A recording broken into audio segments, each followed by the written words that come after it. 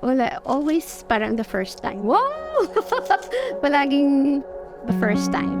The same joy and the same excitement.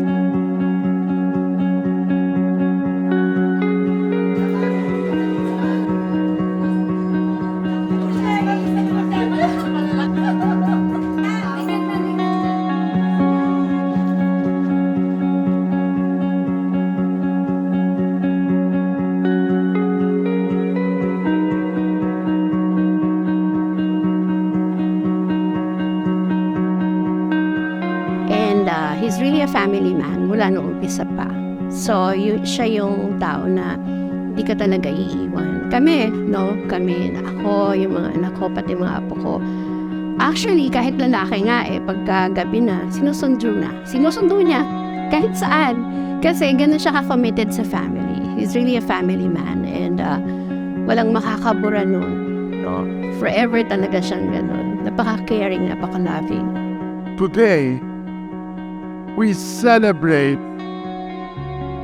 a milestone, a significant milestone, that the line of our beloved Ray and our beautiful Divine was so beautiful today.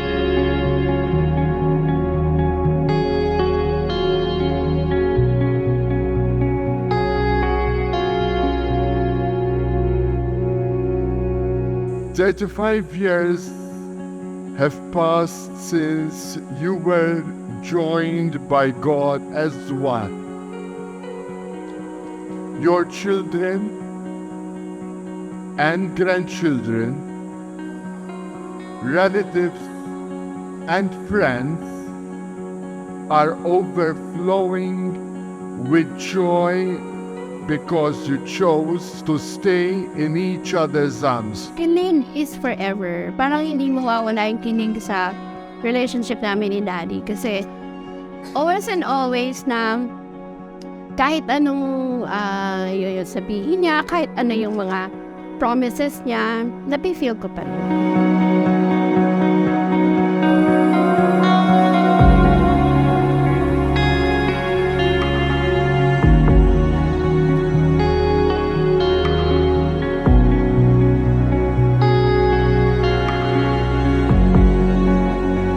Siguro hindi na gaya ng dati na na parang merong uncertainties, mga ganyan, no? Pag 35th na, sa amin, mas maraming joy, syempre.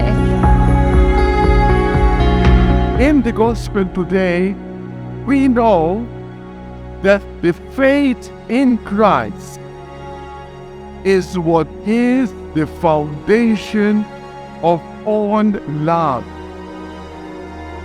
The devotion towards God, the love towards God that increase the love for each other.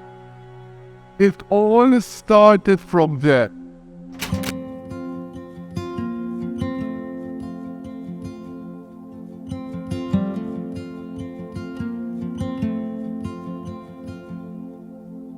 Love is lost and love is found. It gets you high, then pulls you down. It brings you to your knees. That's something that you will really love in him kasi yung humor niya. Sabi nga ng mga anak ko, nagtatawanan sila, sabi nila, bakit mami, 35 years na kayo, you never get tired of daddy's jokes. Minsan pa ulit-ulit, nagtatawanan sila kasi tumatawa pa rin ako. Kasi parang every joke and every time he will crack that joke is always a new experience. Kahit pa ulit-ulit. But I would do it all. I would do it all.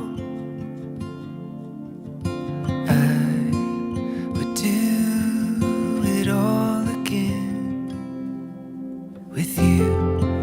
We wish them many more years of married blissfulness love, good health to everybody, to sa kanilang dalawa, sa kanilang mga anak, mga apo, and to their loved ones. Love is wrong and love is right. They did not want to find only the goodness into each other. They found the strength of each other to continue bearing together all that was happening to them, the joys and also the bad. And then, I guess yung ganun talaga pag yung in love ka, na you'll never get tired of anything that is associated with him and anything that he says. So I would always laugh at his jokes. Kahit paulit-ulit.